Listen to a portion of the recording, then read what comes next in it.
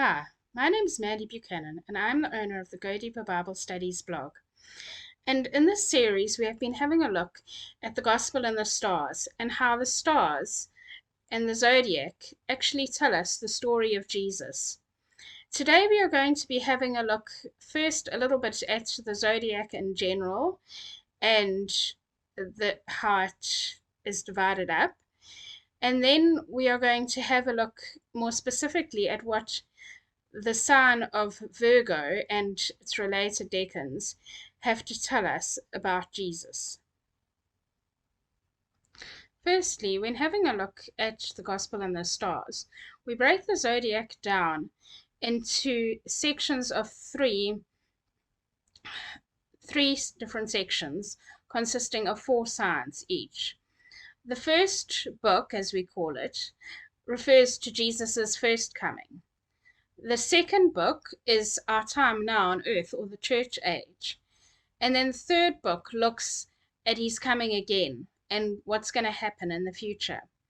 So regarding Jesus' first coming, we look at the signs of Virgo, Libra, Scorpio, and Sagittarius, and see what each one of these have to tell us about when Jesus first came. And then each sign, for example, Virgo, is broken down into 4 decans. The first one is the main sign itself. For example, Virgo is the first decan in Virgo. And then there are a number of others. In Virgo, it's coma, which is the one that we looked at briefly when we discussed how the wise men knew to follow that star. And then it is centaurus and Bootis. And each of those have different things that they can tell us in regards to the prophecy that is contained in Virgo or in each sign. Now, what we're having a look at when we look at the Gospel and the stars, particularly, is the names of the signs as well as the names of the different stars, the prominent stars. Now, Virgo, the sign of Virgo, in Hebrew is called Bethulah, which means a virgin. The Arabic meaning for it is a branch. And in Latin, we see that they're closely related. Virgo in Latin means a virgin, and virga in Latin means a branch. And we see biblically, too, that there is a lot of connection between the branch and the virgin. The Hebrew name for the brightest star in the constellation of Virgo is Semach, which means branch. But in Hebrew, there are 22 words that mean branch. And Semach is particularly reserved for the branch, as in the Messiah. We see, for example, in Jeremiah 23, verses 5 and 6, "Behold, the days come, saith the Lord, that I will raise unto David a righteous branch, i.e., a son, and a king shall reign and prosper." In Zechariah 3, verse 8, "Behold, I will bring forth my servant, the branch." And in Zechariah 6, verse 12, "Thus speaketh the Lord of hosts, saying, Behold the man whose name is the branch." And this word here that is used in all 3 of these contexts is the word semech, which means the branch, and it is the same name as the brightest star in Virgin, and so in Virgo. And so we see here that all of these verses refer to Jesus as the Messiah, and therefore we also see in the sign of Virgo, and Virgo as the branch, the symbolism of the branch, as also meaning Jesus, the Messiah. Other stars in the decan of Virgo are the star Beta, which is also called Xavier Ve, which means the gloriously beautiful, and can also be found in Isaiah 4, verse 2. The star in the branch is called Almuradin, which means who shall come down, or who shall have dominion. Sibila, which means who carries. Alizal, the branch, again we see the branch. Sibion, which is a spark of corn.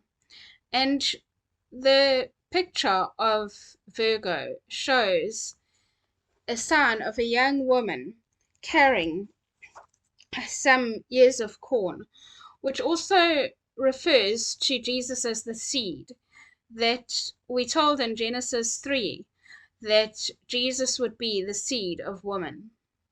Now, moving on to the second decan in the constellation of Virgo, we come to coma, which is the sign of the woman with a child.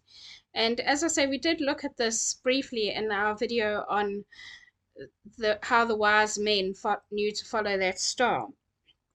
And coma means the desired or the longed for one.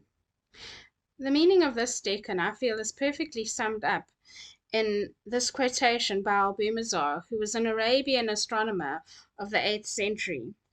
And he says, there arises in the first decan, as the Persians, Chaldeans, and Egyptians, and the two Hermes and Ascalaus teach, a young woman whose Persian name denotes a pure virgin, sitting on a throne, nourishing an infant boy, the boy, I say, having a Hebrew name, by some nations called Iesu, with the significance Iesa, which in Greek is called Christos.